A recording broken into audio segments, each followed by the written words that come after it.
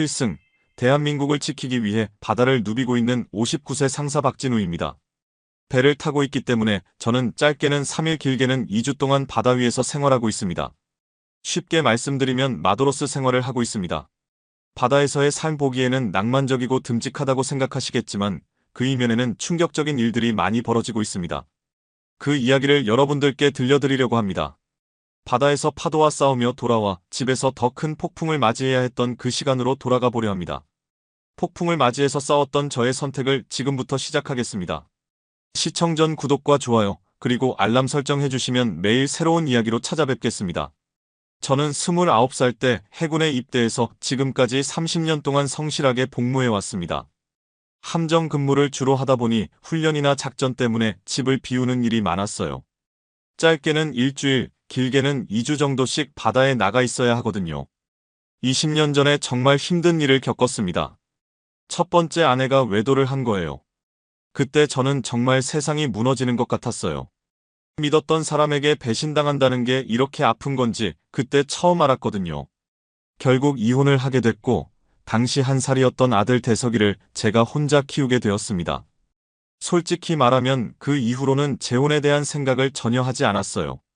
한번 배신당한 상처가 너무 깊었거든요. 그냥 아들 하나만 잘 키우자, 그것만이 제 인생의 목표였습니다. 다행히 대석이는 정말 좋은 아이로 자라줬어요. 아버지인 저를 이해해주고 존경해주는 아들이 되어줬죠. 대석이가 해군사관학교에 진학했을 때는 정말 뿌듯했습니다. 아버지인 제 길을 따라 해군이 되겠다고 하더라고요. 지금 사관학교 3학년인데 정말 자랑스러운 아들입니다. 그런데 대석이가 사관학교에 들어가고 나니까 집이 너무 조용해지더라고요. 그동안은 아들 키우느라 바빠서 외로움을 느낄 틈이 없었는데 혼자 남으니까 문득문득 쓸쓸함이 밀려왔어요. 특히 훈련에서 돌아와서 텅 빈 집에 혼자 앉아있을 때면 이런 생각이 들더라고요. 앞으로 몇 년 후 전역하면 정말 혼자가 되는구나. 이대로 혼자 늙어가는 건 아닌가 하는 생각 말이에요. 그러던 중에 제 동기였던 김 상사의 소개로 한 분을 만나게 되었습니다. 김 상사가 말하길 자기 처가 동네에서 부동산 중개업을 하시는 분인데 55세의 이름은 최수진이라고. 정말 괜찮은 분이라고 하더라고요. 처음 만났을 때의 느낌을 지금도 생생하게 기억해요. 안녕하세요.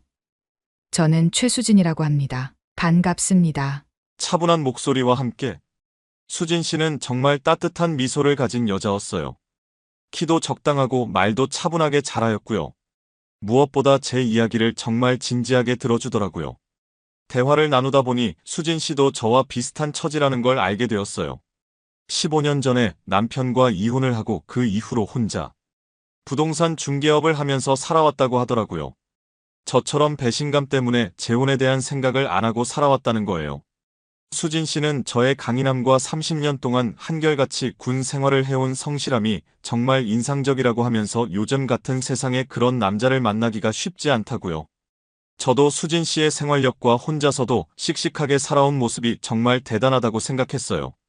몇 번 만나서 이야기를 나누다 보니 서로에게 특별한 감정이 생기기 시작했어요. 20년 만에 처음 느끼는 감정이었거든요. 수진 씨도 저와 같은 마음이라고 고백했을 때 다시 가슴이 뛰었습니다. 그렇게 6개월 정도 만나다가 결혼을 결심하게 되었습니다. 저희 부모님도 정말 좋아하셨어요. 아들이 20년 동안 혼자 살았는데 이제야 좋은 사람 만났다고 기뻐하시더라고요. 대석이도 처음에는 조금 어색해했지만 수진 씨가 정말 따뜻하게 대해주니까 금방 마음을 열었어요. 결혼식은 소박하게 했어요. 가족들과 가까운 동료들만 모시고 조용히 했죠. 수진 씨가 웨딩드레스를 입고 있는 모습을 보면서 정말 행복했어요. 드디어 제게도 새로운 인생이 시작되는구나 하는 생각이 들었거든요. 결혼하고 나서 첫 1년은 정말 꿈만 같았어요. 수진 씨가 정말 완벽한 아내였거든요. 아침에 제가 일어나면 이미 따뜻한 아침밥이 준비되어 있고 제가 좋아하는 된장찌개와 김치, 그리고 꼬박꼬박 반찬까지 정성스럽게 만들어주더라고요. 제가 부동산 중개업을 그만두라고 한 건 아니었는데 수진 씨가 먼저 그만두겠다고 하더라고요. 이제는 가정에 충실하고 싶다고, 남편 뒷바라지가 더 중요하다고 말하면서요. 그 말을 들었을 때 정말 미안하기도 하고 고맙기도 했어요. 자신의 일을 포기하면서까지 저를 위해준다는 게 말이에요. 수진 씨는 정말 세심한 여자였습니다. 제가 훈련을 나가기 전에는 항상 짐을 꼼꼼히 챙겨주고 제가 좋아하는 간식들도 몰래 넣어주곤 하더라고요. 그리고 훈련 중에도 문자로 안부를 물어보고 날씨가 추우면 감기 조심하라고, 비가 오면 안전하게 조심하라고 연락을 주더라고요. 특히 기억에 남는 게 제가 첫 번째 장기 훈련을 나갔을 때예요. 2주 정도 바다에 나가 있었는데 수진 씨가 매일 저녁마다 안부 문자를 보내주더라고요. 오늘 뭐 했는지, 밥은 잘 먹었는지, 몸은 괜찮은지 하나하나 물어봐 주는 거예요. 동료들이 부러워할 정도였어요. 결혼한 지 얼마 안 됐는데 벌써 부부 사이가 이렇게 좋냐고 놀리기도 했고요. 훈련에서 돌아오면 수진 씨가 현관 앞에서 기다리고 반갑게 저를 맞이해 주었어요. 제가 들어서기만 하면 가방도 받아주고 얼른 씻고 오라고 하면서 맛있는 음식을 준비해 놓더라고요. 그럴 때마다 정말 이게 꿈인가 싶었어요. 20년 동안 혼자 살다가 이런 따뜻한 보살핌을 받으니까 말이에요. 수진 씨는 대석이한테도 정말 잘해주더라고요. 대석이가 사관학교에서 외박 나와서 집에 오면 미리 대석이가 좋아하는 음식들을 준비해놓고 대석이 얘기도 정말 잘 들어주더라고요. 처음에는 대석이도 조금 어색해했는데 수진 씨가 친어머니처럼 따뜻하게 대해주니까 금방 마음을 열었어요. 대석이가 저한테 말하더라고요. 아버지, 그동안 저를 혼자 키우신다고 고생 많으셨는데 이렇게 좋은 분을 만나셔서 제가 너무 행복합니다. 그 말을 들었을 때 정말 가슴이 뭉클했어요. 아들까지 인정하는 아내를 만났구나 하는 생각이 들었거든요. 수진 씨는 집안일뿐만 아니라 제 건강까지 꼼꼼히 챙겨주더라고요. 제가 함정 근무를 하다 보니까 어깨나 허리가 아플 때가 많거든요. 그런데 수진 씨가 그런 걸 다 알고 있는 거예요. 제가 아프다는 소리도 안 했는데 먼저 알아채고 파스도 붙여주고 마사지도 해주더라고요. 특히 겨울에 훈련을 나갔다 와서 감기 기운이 있을 때는 생강차도 끓여주고 몸에 좋다는 음식들을 찾아서 해주더라고요. 그럴 때마다 정말 고마웠어요. 이런 게 부부구나, 이런 게 가정이구나 하는 생각이 들었거든요. 수진 씨는 제 부모님한테도 정말 잘했어요. 명절 때 진주에 계신 부모님께 인사드리러 가면 정성스럽게 준비한 선물도 드리고 부모님 말씀도 잘 들어주더라고요. 이런 수진 씨를 어머니께서 정말 좋아하셨어요. 진우가 이런 좋은 며느리를 얻었다고 이제야 마음이 놓인다고 하시더라고요. 그때 저는 정말 세상에서 가장 행복한 남자라고 생각했어요. 30년 군 생활을 하면서 이런 평안함을 느껴본 적이 없었거든요. 매일매일이 감사했어요. 아침에 눈을 뜨면 옆에 수진 씨가 있고 집에 들어가면 따뜻한 집이 기다리고 있고 무엇보다 나를 진심으로 사랑해주는 사람이 있다는 것 자체가 기적 같았어요. 주변 사람들도 저희 부부를 부러워했어요. 나이가 나이인데도 신혼부부처럼 다정하다고 수진 씨가 정말 현명한 분 같다고들 하더라고요. 제 동료들은 저를 보면서 결혼 정말 잘했다고 이제 전역하고 나서도 걱정 없겠다고 말하곤 했어요. 수진 씨는 제 전역 후 계획에 대해서도 관심이 많더라고요. 앞으로 뭘 하고 싶은지, 어디서 살고 싶은지 이런 것들을 함께 의논하자고 하더라고요. 저는 그냥 조용한 곳에서 소소하게 살고 싶다고 했는데 수진 씨가 그것도 좋지만 뭔가 보람 있는 일을 함께 찾아보자고 하더라고요. 그런 수진 씨의 모습을 보면서 저는 정말 현명한 여자와 결혼했구나 생각했어요. 제 미래까지 함께 고민해주는 사람이 있다는 게 얼마나 든든한지 모르겠더라고요. 그렇게 우리는 정말 평화롭고 행복한 일상을 보내고 있었어요. 제가 훈련을 나가면 수진 씨는 집에서 살림을 하고 제가 돌아오면 함께 저녁을 먹고 TV를 보면서 소소한 대화를 나누고요. 주말에는 가끔 드라이브도 하고 맛있는 음식점도 찾아다니면서 데이트도 했어요. 정말 완벽한 결혼 생활이었어요. 20년 전의 아픈 기억은 완전히 잊혀질 만큼 행복했거든요. 수진 씨와 함께라면 정말 행복한 노후를 보낼 수 있을 거라고 확신했어요. 그때만 해도 저는 몰랐어요. 이 모든 행복이 가짜였다는 걸, 수진 씨의 완벽한 아내 연기였다는 걸 말이에요. 결혼한 지 1년 반 정도 됐을 때였어요. 수진 씨의 생일이 다가오고 있었는데 마침 그날에 2주짜리 장기 훈련이 잡혀 있었어요. 정말 미안했어요. 아내 생일에 집에 없다는 게 말이에요. 수진 씨한테 미리 말했죠. 정말 미안하다고, 생일인데 함께하지 못해서 미안하다고요. 그런데 수진 씨는 괜찮다고 하더라고요. 군인 아내가 된 이상 그런 건 당연히 감수해야 하는 거라고 훈련 잘 다녀오라고 오히려 저를 위로해 주었어요. 그래도 마음이 너무 안 좋았어요. 결혼하고 나서 처음 맞는 수진 씨 생일인데 함께 축하해 주지 못한다는 게 말이에요. 그래서 훈련 나가기 전에 미리 선물도 준비해 두고 생일 다음 주에 돌아오면 늦은 생일 파티라도 해주자고 약속했어요. 훈련 첫 주가 지나고 있을 때였어요. 갑자기 상부에서 연락이 왔어요. 예정된 훈련 스케줄에 변경이 생겨서 일주일 만에 복귀하라는 거였어요.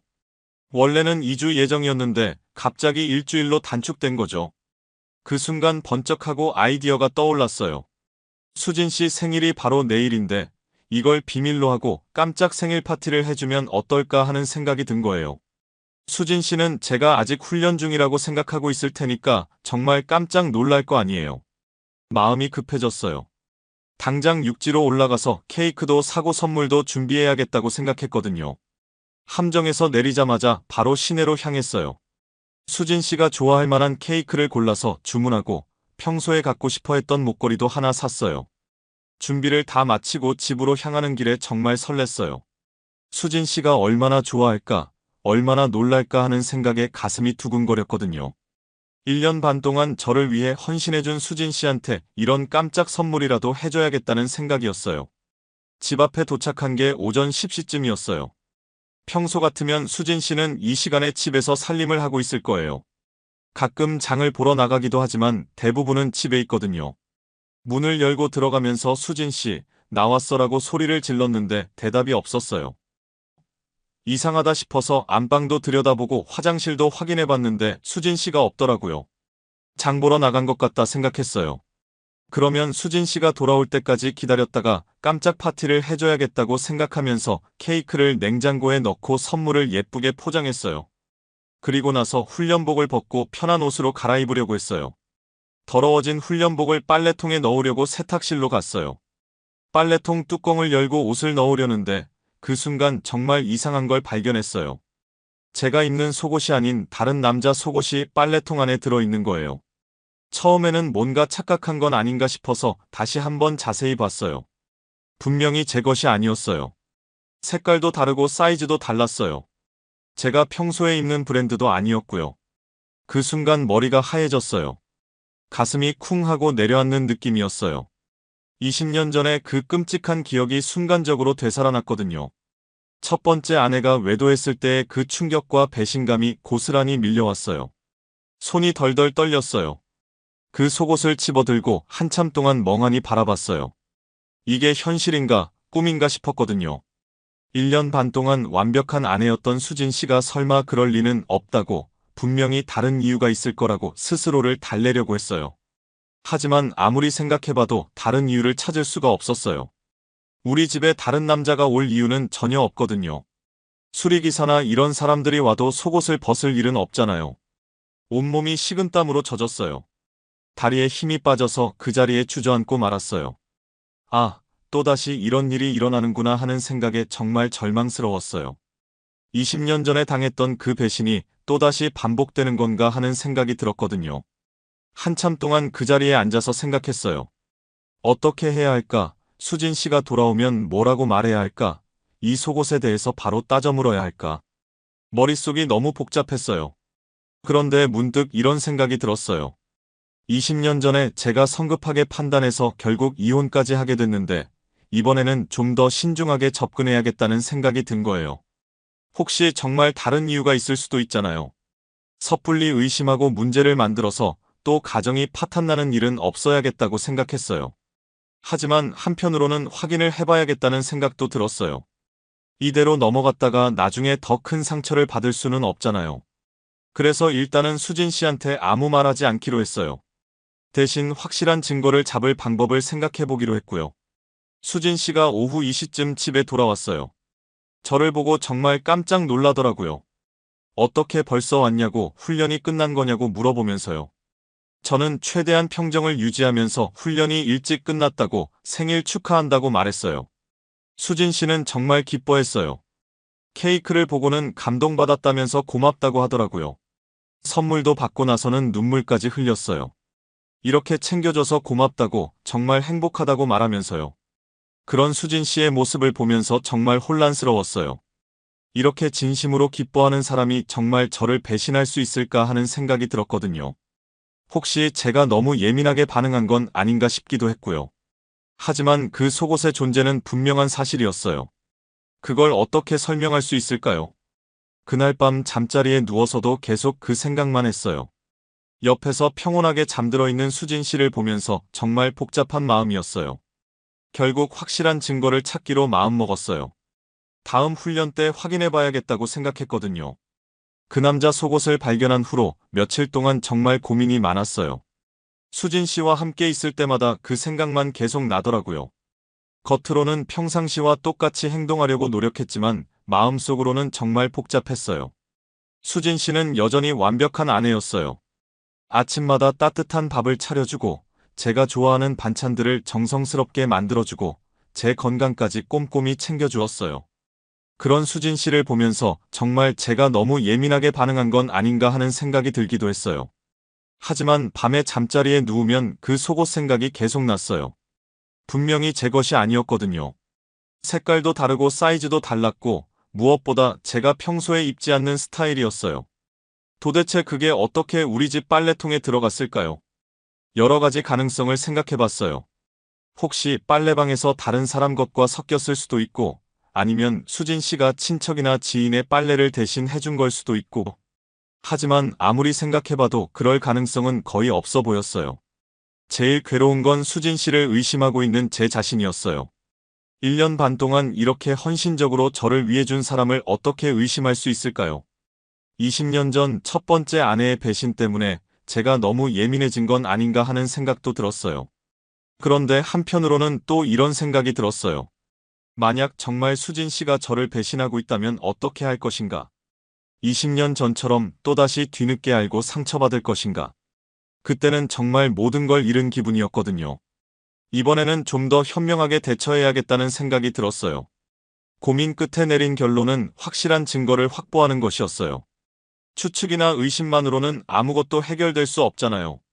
만약 제가 잘못 생각한 거라면 수진 씨한테 정말 미안한 일이고, 만약 정말 뭔가 있다면 그것도 확실히 알아야 하는 거고요. 그래서 CCTV를 설치하기로 결심했어요. 제가 훈련으로 집을 비웠을 때 집에서 무슨 일이 일어나는지 확인해 보는 거죠. 30년 군 생활을 하면서 이런저런 장비들을 다뤄본 경험이 있어서 소형 카메라 정도는 설치할 수 있었어요. 인터넷에서 아주 작은 무선 카메라를 주문했어요. 스마트폰으로도 확인할 수 있고 녹화도 되는 제품이었어요. 수진 씨 몰래 받기 위해서 부대 주소로 배송 주문했죠. 카메라가 도착한 후에는 어디에 설치할지 고민했어요. 거실과 안방에 하나씩 설치하기로 했어요. 거실은 TV 근처에 장식품 뒤에 숨겨놓고 안방은 옷장 위쪽 모서리에 설치했어요. 정말 작은 크기라서 잘 보이지 않았어요. 설치하면서도 마음이 무거웠어요. 제가 지금 뭘 하고 있는 건가 하는 생각이 들었거든요. 아내를 감시하고 있다는 게 정말 기분이 나빴어요. 하지만 진실을 알기 위해서는 어쩔 수 없는 선택이라고 생각했어요. 수진 씨는 제가 뭔가 준비하고 있다는 걸 전혀 눈치채지 못했어요. 평상시와 똑같이 밝게 웃으면서 저를 맞아주고 맛있는 음식도 해주고 제 이야기도 잘 들어주었어요. 그런 수진 씨를 보면서 정말 제가 너무 의심이 많은 건 아닌가 하는 생각이 들기도 했어요. CCTV 설치를 마친 지 며칠 후에 다음 훈련 공지가 나왔어요. 2주짜리 장기 훈련이었어요. 그 공지를 받았을 때 정말 복잡한 심정이었어요. 드디어 진실을 확인할 수 있는 기회가 왔다는 생각과 동시에 정말 뭔가 나올까봐 두려운 마음도 있었어요. 수진 씨한테 훈련 일정을 말해줄 때도 조심스러웠어요. 평상시처럼 자연스럽게 말하려고 노력했지만 목소리가 조금 떨렸던 것 같아요. 수진 씨는 역시 이해한다면서 훈련 잘 다녀오라고 했어요. 몸 조심하고 아프지 말라는 당부도 잊지 않았고요. 훈련 떠나기 전날 밤이 가장 힘들었어요. 옆에서 평온하게 잠들어 있는 수진 씨를 보면서 정말 많은 생각이 들었어요. 만약 제가 잘못 생각한 거라면 수진 씨한테 정말 미안한 일이라는 생각과 만약 정말 뭔가 있다면 어떻게 해야 할까 하는 걱정이 동시에 들었어요. 훈련 당일 아침 수진 씨가 아침밥을 차려주면서 말했어요. 이번에는 2주나 되니까 정말 오래 떨어져 있어야 한다고, 빨리 돌아왔으면 좋겠다고요. 그리고 제 훈련복도 챙겨주고 간식도 준비해 주었어요. 현관에서 배웅해주는 수진 씨를 보면서 정말 착잡했어요. 이렇게 정성스럽게 저를 챙겨주는 사람이 정말 저를 배신할 수 있을까 하는 생각이 들었거든요. 하지만 동시에 진실을 확인해야 한다는 마음도 있었어요. 함정에 올라가서도 계속 그 생각만 했어요. 동료들은 제가 왜 이렇게 조용한지 궁금해했지만 대답할 수가 없었어요. 이런 걸 누구한테 말할 수 있겠어요. 훈련 첫 주가 지나가는 동안 여러 번 스마트폰으로 집 상황을 확인해보고 싶었어요. 하지만 혹시 아무것도 없다면 괜히 제가 신경 쓰는 것 같아서 참았어요. 그리고 만약 정말 뭔가 있다면 그것도 미리 보기보다는 나중에 한꺼번에 확인하는 게 나을 것 같았어요. 드디어 2주 훈련이 끝나고 집으로 돌아가는 날이 왔어요. 평상시 같으면 집에 빨리 가고 싶어서 설렜을 텐데 이번에는 정말 복잡한 마음이었어요. 진실을 확인하는 게 두렵기도 하고 그렇다고 계속 모르고 살 수도 없는 노릇이고요.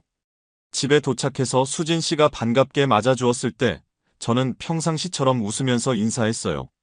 하지만 마음속으로는 정말 떨렸어요. 곧 그동안 집에서 무슨 일이 있었는지 알게 될 테니까요.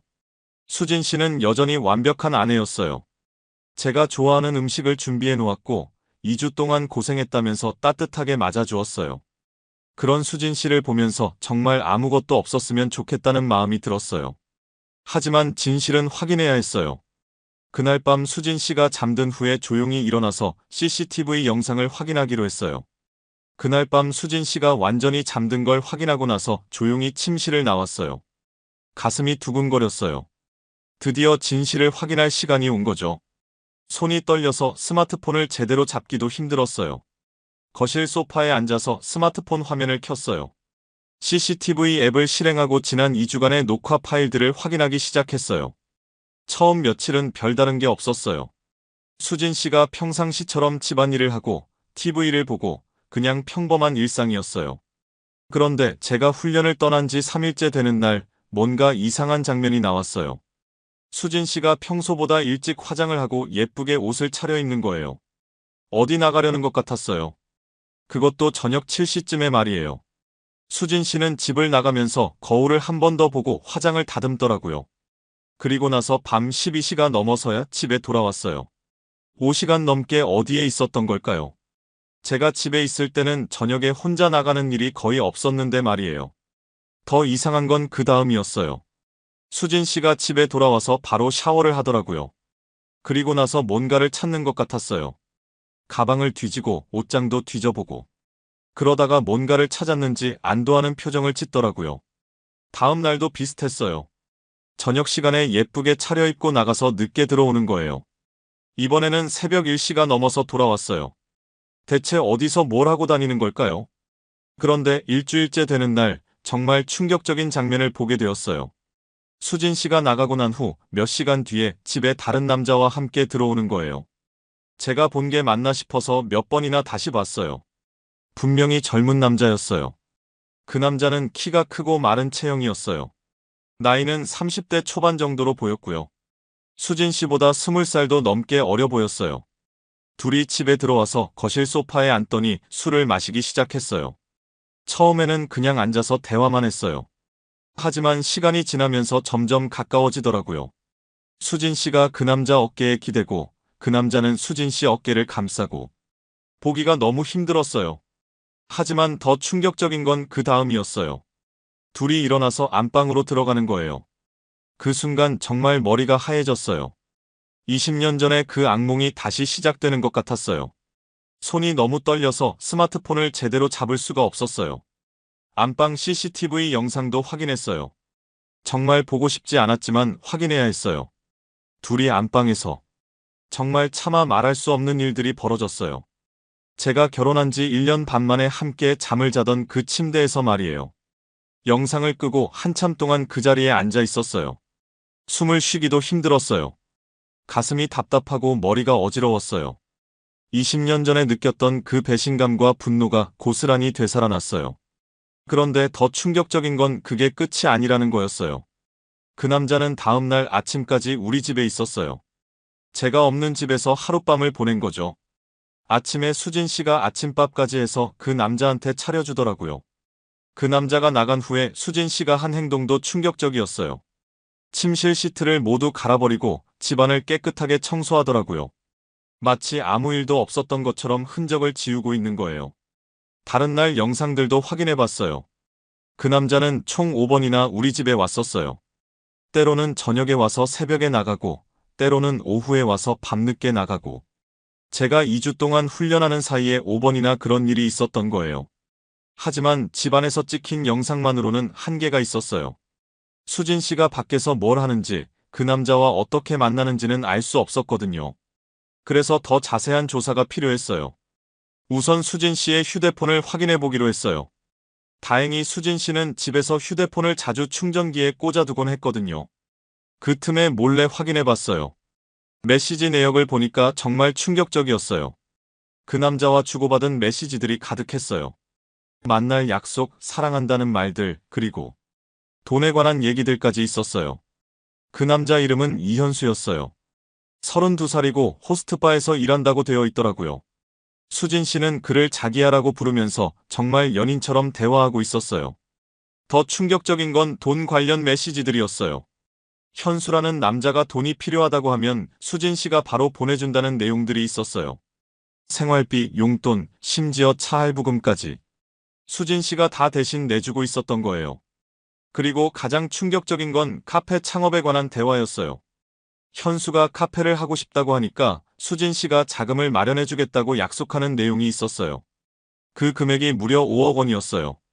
제 심장이 쿵 하고 내려앉았어요. 수진 씨가 어떻게 5억 원을 마련할 수 있을까요? 그때 문득 끔찍한 생각이 들었어요. 혹시 제 명의로 대출을 받은 건 아닐까 하는 생각이 말이에요. 급하게 인터넷 뱅킹에 접속해봤어요. 제 통장 잔고를 확인하고 대출 현황도 살펴봤어요. 그런데 정말 믿을 수 없는 일이 벌어져 있었어요. 제가 모르는 사이에 여러 은행에서 대출이 실행되어 있었어요. 신용대출, 담보대출, 마이너스 통장까지. 총 8억 원이나 되는 거액이었어요. 언제 이런 대출을 받았을까요? 제가 서명한 적도 없는데 말이에요. 자세히 살펴보니 대부분의 대출이 지난 6개월 동안 나누어서 실행된 것들이었어요. 제가 훈련으로 집을 비운 사이에 수진 씨가 제 명의로 대출을 받은 거였어요. 제 인감도장과 신분증을 이용해서 말이에요. 그 돈이 어디로 갔는지도 확인해봤어요. 대부분이 수진 씨 계좌로 이체되었고 그 다음에는 현수라는 남자와 관련된 곳들로 흘러가고 있었어요. 이제 모든 퍼즐이 맞춰졌어요. 수진 씨는 호스트바에서 만난 젊은 남자에게 빠져서 제 돈으로 그를 후원하고 있었던 거예요. 그리고 그 관계를 유지하기 위해 제가 없는 집에서 미래까지 하고 있었던 거죠. 그 순간 정말 모든 게 무너지는 것 같았어요. 1년 반 동안 완벽한 아내라고 생각했던 수진 씨가 사실은 저를 철저히 이용만 하고 있었던 거예요. 제가 바다에서 힘들게 훈련하고 있는 동안 집에서는 이런 일들이 벌어지고 있었던 거예요. 그 충격적인 영상들을 본 후로 며칠 동안 정말 힘들었어요. 하지만 20년 전과는 달랐어요. 그때는 감정적으로 행동해서 결국 불리한 상황에 놓였거든요. 이번에는 30년 군 생활로 단련된 침착함으로 체계적으로 접근하기로 했어요. 우선 수진 씨 앞에서는 절대 티를 내지 않기로 했어요. 평상시와 똑같이 행동하면서 더 많은 증거를 수집해야 했거든요. 수진 씨가 제가 알고 있다는 걸 눈치채면 증거인멸을 할 수도 있으니까요.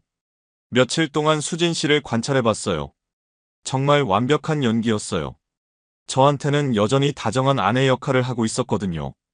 아침마다 따뜻한 밥을 해주고, 제가 좋아하는 반찬도 만들어주고, 제 건강도 챙겨주고. 그런 수진 씨를 보면서 정말 소름이 돋았어요. 어떻게 이렇게 완벽하게 이중생활을 할 수 있을까요? 낮에는 완벽한 아내 역할을 하다가 밤에는 젊은 남자와. 정말 믿기 어려웠어요. 그동안 저는 수진 씨의 연기에 완전히 속아 넘어가고 있었던 거예요. 본격적인 증거 수집을 시작했어요. 우선 수진 씨의 외출 패턴을 파악했어요. 언제 나가고 어디로 가는지, 누구와 만나는지를 확인해야 했거든요. 군에서 배운 감시 기법들이 도움이 됐어요. 수진 씨 차에 GPS 추적기를 몰래 설치했어요. 어디를 가는지 실시간으로 확인할 수 있게 말이에요. 그리고 수진 씨가 자주 가는 호스트바의 위치도 파악했어요. 시내에 있는 고급 호스트바였어요. 며칠 동안 추적해본 결과 수진 씨는 일주일에 3-4번씩 그 호스트바에 가고 있었어요. 그리고 그 젊은 남자와 만나서 시간을 보내고 있었고요. 때로는 호텔에 가기도 하고, 때로는 우리 집으로 데려오기도 했어요. 금전 거래 내역도 확인해야 했어요. 수진 씨가 그 남자한테 얼마나 많은 돈을 주고 있는지 알아야 했거든요. 다행히 수진 씨는 집에서 인터넷 뱅킹을 자주 사용했어요. 수진 씨의 통장 내역을 확인해 보니 정말 충격적이었어요. 지난 6개월 동안 무려 3천만 원이 넘는 돈이 빠져나가 있었어요. 호스트바 결제, 그 남자한테 준 용돈, 비싼 선물들, 자동차 구매비. 정말 어마어마한 금액이었어요. 더 충격적인 건 대출 내역이었어요. 수진 씨가 제 명의로 받은 대출이 총 8억 원에 달했어요. 여러 은행에서 나눠서 받았더라고요. 신용대출, 담보대출, 마이너스 통장까지. 제가 모르는 사이에 제 신용으로 이렇게 많은 돈을 빌린 거예요. 그 돈이 어디에 쓰였는지도 확인했어요. 대부분이 그 젊은 남자를 위한 카페 창업 자금이었어요. 임대료, 인테리어비, 장비 구입비, 그리고 운영자금까지. 수진 씨는 제 명의로 빌린 돈으로 그 남자의 카페를 차려준 거였어요. 이 모든 증거들을 정리하면서 정말 분노가 치밀어 올랐어요. 제가 30년 동안 성실하게 모은 재산과 신용을 이용해서 젊은 남자와 바람을 피우고 있었다니? 이런 배신이 또 있을까 싶었어요. 하지만 감정적으로 행동하면 안 됐어요. 법적으로 대응하기 위해서는 더 확실한 증거가 필요했거든요. 그래서 아들 대석이한테 도움을 요청하기로 했어요. 대석이한테 전화를 걸어서 외박을 나와달라고 했어요. 아버지가 급한 일이 있다고, 꼭 만나야 한다고 말했어요. 대석이는 무슨 일인지 궁금해했지만 전화로는 말할 수 없다고 했어요. 대석이가 집에 왔을 때 모든 걸 말해줬어요. 수진 씨가 어떤 일을 하고 있는지, CCTV에 찍힌 영상들, 대출 내역까지. 처음에 대석이는 정말 믿지 못하겠다는 표정이었어요. 하지만 증거들을 보여주니까 대석이도 충격을 받았어요. 지금까지 친어머니처럼 따랐던 수진 씨가 이런 사람이었다니. 대석이도 정말 배신감을 느끼는 것 같았어요. 대석이가 말하더라고요. 아버지, 어떻게 또 이런 일이 일어날 수 있죠? 그래도 더 늦기 전에 이런 사실을 알게 되어서 다행이에요. 이제 어떻게 하실 거예요? 조금은 냉정하고 침착하게 대응하셔야 할 것 같아요. 제가 도움이 되어 드릴게요. 아버지, 중심 잘 잡으시고 힘내세요. 아들이 이렇게 말해주니까 정말 든든했어요. 대석이는 사관학교에서 배운 컴퓨터 기술을 활용해서 더 많은 증거를 수집해줬어요. 수진 씨의 SNS 계정도 확인해서 그 남자와 저 몰래 미뢰한 흔적들을 수집해 주었고, 정말 역겨운 내용들이 많았어요. 그 흔적들을 보니까 수진 씨와 그 남자가 저를 어떻게 생각하고 있는지 알 수 있었어요. 그들은 저를 완전히 호구로 보고 있었어요. 늙은 군인이라고 무시하면서 제 돈을 우습게 생각하고 있었어요. 특히 충격적인 건 그들이 제 전역 후 계획까지 세우고 있었다는 거예요. 제가 전역하면 퇴직금과 연금으로 더 큰 사업을 할 수 있다는 내용이었어요. 저를 완전히 이용해 먹을 생각이었던 거죠. 더 조사해보니 그 남자한테는 저 말고도 다른 중년 여성들이 몇 명 더 있었어요. 전문적으로 돈 많은 중년 여성들을 상대로 하는 일종의 치골로였던 거예요. 수진 씨는 그런 남자한테 완전히 빠져서 제 돈을 퍼주고 있었던 거였어요. 증거 수집을 마치고 나서 대석이와 함께 작전을 세웠어요. 어떻게 하면 가장 효과적으로 복수할 수 있을지, 법적으로 어떻게 대응해야 할지. 우선 변호사를 만나서 상담을 받기로 했어요. 이혼 소송에서 유리한 위치를 차지하려면 전문가의 도움이 필요했거든요. 그리고 수진 씨가 제 명의로 받은 대출들에 대해서도 법적 대응 방안을 알아봐야 했고요. 변호사는 저희가 수집한 증거들을 보고 정말 놀라워했어요. 이 정도면 완벽한 증거라고, 이혼 소송에서 절대 유리한 위치에 설 수 있다고 했어요. 특히 CCTV 영상과 금전 거래 내역은 결정적 증거라고 했고요. 변호사의 조언에 따라 더 추가 증거들을 수집했어요. 그 호스트바에서 일하는 다른 직원들의 증언도 받고 수진 씨가 그 남자한테 준 선물들의 영수증도 확보했어요. 정말 완벽한 증거를 갖춘 거였어요. 모든 준비가 끝나고 나서 마지막 결정을 내렸어요. 수진 씨한테 마지막으로 한 번 더 기회를 줄 것인지 아니면 바로 이혼 소송을 제기할 것인지. 대석이는 바로 소송을 하자고 했지만 저는 한 번 더 기회를 주기로 했어요. 1년 반 동안 함께 살았던 정이 있었거든요. 비록 그것이 거짓이었다고 하더라도 마지막으로 수진 씨 입으로 직접 사실을 인정하게 하고 싶었어요. 드디어 수진 씨와 마지막 대화를 나눌 시간이 왔어요. 모든 증거를 확보한 후 며칠 동안 고민했어요.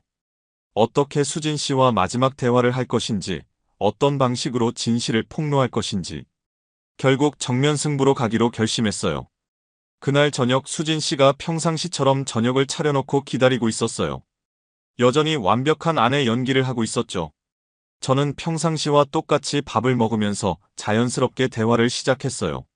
수진 씨, 우리 얘기 좀 할까요? 무슨 얘기요? 무슨 일 있어요? 그때 저는 스마트폰을 꺼내서 CCTV 영상을 틀어놨어요. 수진 씨가 그 젊은 남자와 함께 거실에 앉아 있는 장면이었어요. 이게 뭐예요? 수진 씨의 목소리가 갑자기 떨리기 시작했어요. 얼굴도 순간 하얘지더라고요. 수진 씨도 아시잖아요. 이게 뭔지 말이에요. 이건 무슨 영상이에요? 누구예요? 수진 씨가 말을 더듬기 시작했어요. 하지만 저는 침착하게 계속했어요. 이분이 누구인가요? 왜 우리 집에 와 있는 거죠? 그냥 친구예요. 그냥 아는 사람이에요. 친구요? 친구가 우리 침실에서 하룻밤을 자나요? 저는 안방 CCTV 영상도 보여줬어요. 수진 씨의 얼굴이 더욱 창백해졌어요. 이건 오해예요. 오해가 아니에요, 수진 씨. 저는 다 알고 있어요. 제가 휴대폰에서 확인한 메시지 내용들을 읽어주기 시작했어요. 자기야, 보고 싶어. 언제 만날까? 이건 뭐예요? 그리고 이건 어떻고요? 용돈 필요하면 말해. 언제든지 보내줄게. 수진 씨가 완전히 굳어버렸어요. 말이 안 나오는 것 같았어요. 그리고 이건 어떤가요?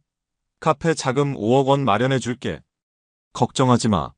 제발 그만해요. 수진 씨가 작은 목소리로 말했어요. 5억 원을 어떻게 마련할 생각이었나요, 수진 씨? 그때 제가 인터넷 뱅킹 화면을 보여줬어요. 제 명의로 받은 8억 원의 대출 내역이었어요. 이것도 아시죠? 제 명의로 받은 대출들 말이에요. 수진 씨가 고개를 떨구더라고요. 더 이상 변명할 수 없다는 걸 아는 것 같았어요. 미안해요. 정말 미안해요. 그제서야 수진 씨가 울기 시작했어요. 미안하다고요? 1년 반 동안 저를 속였는데 미안하다고 끝인가요? 아니에요. 그게 아니에요. 정말 어쩌다가 이렇게 됐어요. 어쩌다가요? 어쩌다가 호스트바에 다니게 되고, 어쩌다가 그 남자와 그런 관계가 되고, 어쩌다가 제 돈으로 카페를 차려주려고 했나요? 수진 씨가 더욱 세게 울기 시작했어요. 외로웠어요. 정말 외로웠어요. 당신이 자주 집을 비우니까 외로우면 저한테 말하면 되는 거 아닌가요? 왜 다른 남자를 찾아가야 하는 거예요? 그냥 위로받고 싶었어요. 처음에는 정말 그냥 위로받고 싶어서 간 거였어요. 그럼 지금은 뭔가요? 지금도 그냥 위로받는 관계인가요? 수진 씨가 대답하지 못했어요. 그 남자가 수진 씨를 정말 사랑한다고 생각해요? 모르겠어요. 정말 모르시나요? 23살이나 어린 남자가 55세인 수진 씨를 진짜 사랑할 거라고 생각하세요? 그럴 수도 있잖아요. 나이는 중요하지 않다고 했어요. 그러면 제가 묻겠습니다. 그 남자가 수진 씨한테 돈을 요구한 적 있나요? 수진 씨가 고개를 떨구더라고요. 카페 하고 싶다고 한 적 있나요? 자동차가 필요하다고 한 적 있나요? 있어요. 있었어요. 그러면 답이 나왔잖아요. 그 남자는 수진 씨를 사랑하는 게 아니라 수진 씨 돈을 사랑하는 거예요. 아니에요. 그게 아니에요. 수진 씨가 갑자기 소리를 질렀어요. 정말 저를 사랑해요. 나이 차이는 중요하지 않다고 했어요. 진짜 사랑이라고 했어요. 그럼 제가 한 가지만 더 물어볼게요. 그 남자가 호스트바에서 일한다는 거 아시죠? 알아요. 그럼 그 남자가 수진 씨 말고 다른 여자들도 만난다는 것도 아시죠? 수진 씨가 말없이 고개만 끄덕였어요. 그런데도 진짜 사랑이라고 생각하세요? 그건 일이에요. 일이랑 사랑은 다른 거예요. 정말 그렇게 생각하세요? 그럼 제가 마지막으로 한 가지만 보여드릴게요. 저는 그 남자와 다른 여자들과의 대화 내용을 보여줬어요. 똑같은 말들이었어요. 사랑한다는 말, 나이는 중요하지 않다는 말, 카페를 하고 싶다는 말. 이것도 보세요. 이 여자도 그 남자한테 돈을 주고 있어요. 이 여자도. 수진 씨가 화면을 보더니 완전히 무너지더라고요. 거짓말이에요. 이건 거짓말이에요. 거짓말이 아니에요. 이게 현실이에요, 수진 씨. 그 남자는 수진 씨를 포함해서 여러 명의 여자들한테 똑같은 말을 하고 있는 거예요. 수진 씨가 주저앉으면서 계속 울었어요. 제발, 제발 이혼은 하지 말아요. 다시 시작해요. 다시 처음부터 시작하자고요. 늦었어요, 수진 씨. 아니에요. 늦지 않았어요. 제가 잘못했어요. 제가 다 잘못했으니까 용서해 주세요. 1년 반 동안 저를 속이고 제 돈을 빼돌리고 제 명의로 8억 원이나 대출받고 이런 일을 하고도 용서해달라고 하시는 건가요? 정말 미안해요. 정말 잘못했어요. 다시는 그런 일 없을 거예요. 어떻게 믿어요? 어떻게 다시 믿을 수 있겠어요? 증명해 보일게요. 제가 증명해 보일게요. 아니에요. 이제 끝이에요. 그때 제가 최종 통보를 했어요. 내일 이혼 서류를 가지고 오겠어요.